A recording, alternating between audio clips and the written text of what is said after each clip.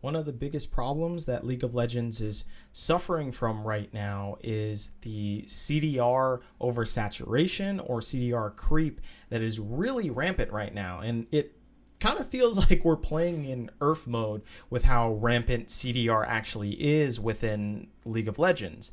So if you look at all of the items that cause this, it's mostly Caulfield's Warhammer, the item that builds from two longswords, or Lost Chapter, or Fiendish Codex, or Kindle Gem. All of these items give you CDR, which then build into things like Duskblade, Black Cleaver, Youmuu's, Luden's, Lichbane or Triforce, and Archangels and Zonias. Those all give 10% CDR. And then, of course, you have the big one of Spear of Shojin for the people that can actually use it, which gives 20% CDR. And then also it gives more cooldown reduction when you use your ultimate. So all of these items give crazy cooldown reduction, and they're all essential items that all of these casters or bruisers champions like to build. And it gets to a point where you just get a lot of CDR when you're not even really trying to get it. I mean, you can get also 20% CDR from going down the sorcery tree with the Transcendence rune, the rune with like the expanding mind guy, like, the meme and shit. And then you can also choose from your offensive shard as CDR for 10% based on level, which at level 10 it's like at 6%, right? So you already have 16% at level 10, halfway through the game. So it gets to a ridiculous point to where suddenly you already have maybe two items, right? You're at your 2-item spike, and then you have on top of that 16% CDR. So that's 36%. You're already almost at the cap. It's pretty ridiculous. So all of this CDR is just being overloaded into the game, and more specifically on roles which essentially didn't even used to have this much CDR to begin with. I mean, you have supports, they have a ton of CDR options right now in their build paths, not to mention that all of the ward items themselves have 10% CDR. And if you think about support as a class, the entire point of them, first, of course, obviously, is to ward, right? And to gain control of certain zones on the map. But it's also that they're dictated by their cooldowns, essentially, because they have to peel or they have to do CC of some sort, right? Or maybe they're a poke champion, but that also means that CDR benefits them greatly because they don't have any stats to begin with. And not only that, but some of the best supports in the entire game, the reason why they even moved to the support role, and I'm looking at fucking Galio, is because their base stats are so good. So once you give them a high amount of CDR, then suddenly they do a lot of damage because they can pump out that ability constantly. So it becomes this process to where supports are more powerful than what they should be in terms of damage and utility at the same time. So when you have so much CDR in the game, it imbalances roles and essentially morphs the game state.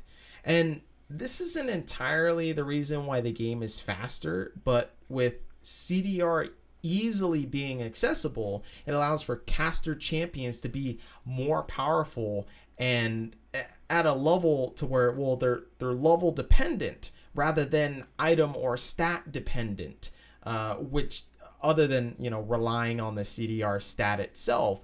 So this just makes those classes more powerful, this caster class, or this also bruiser class as well too, because bruisers often are based upon cooldown. So scaling for late game isn't the most optimal way to play the game anymore. And we can see this from professional play and how they usually choose a mid-game team comp in order to push through and get towers and things like that and accelerate the game state to a faster pace. And so this makes even the ADCs as a class, they're just less reliable due to the cooldowns of abilities being shorter and able to do more consistent damage earlier on in the game. And by that time, the game's already fucking over before an ADC gets online, right? So they don't even get a chance to really play League of Legends as it was meant to be back in the day. And so ADCs also have less access to CDR as their scaling items don't really have that much in them to begin with for the CDR stat. So they can't even jump on this train of having CDR themselves either. So now you have all these ADCs that are more on hit, that are more effective, that have more of a mid-game spike. Those are the ones that are more valuable. And then you also see mages being played in the bot lane for this specific reason, because CDR as a stat is way more rampant and way more available in the build paths for those caster mages, right? And then another class that got fucked by this was tanks.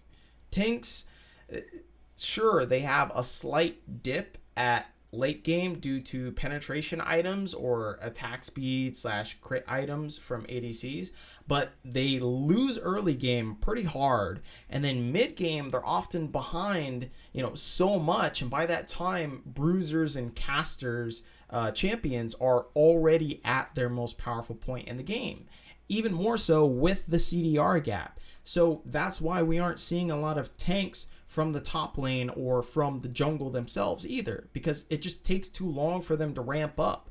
And by mid game, all those mid game bruisers and everything are just stronger than regardless.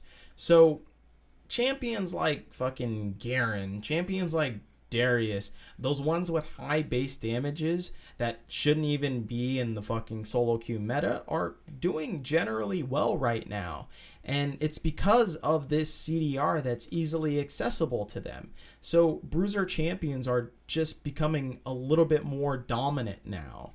And tower plates are one of the reasons as to why these mid-game spike champions are more relevant. Because tower plates essentially do the same thing that Dragon did back in the day, back in like season 2 or season 3, I think, which is accelerate item builds. It gives you gold. It gave the team gold globally. And so that just accelerated your item build.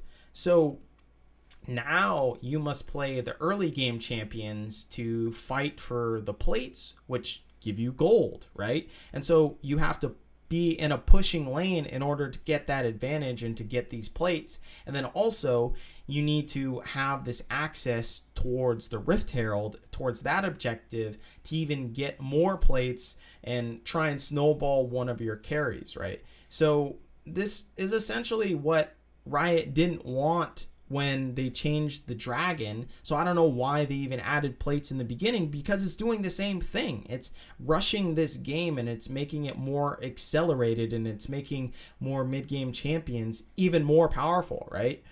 So the whole idea of CDR, it just seems like every build in the game has tons of CDR baked into it. And it's not even a stat you have to focus on to obtain. I mean, there's health, armor, magic resist, damage, attack speed, crit. All of these feel like, you need to go specifically buying an item for this stat. But CDR just seems like a bonus stat, that you get on top of those things. So you don't actually have to go out of your way in order to get CDR. It's just already within your build path optimally.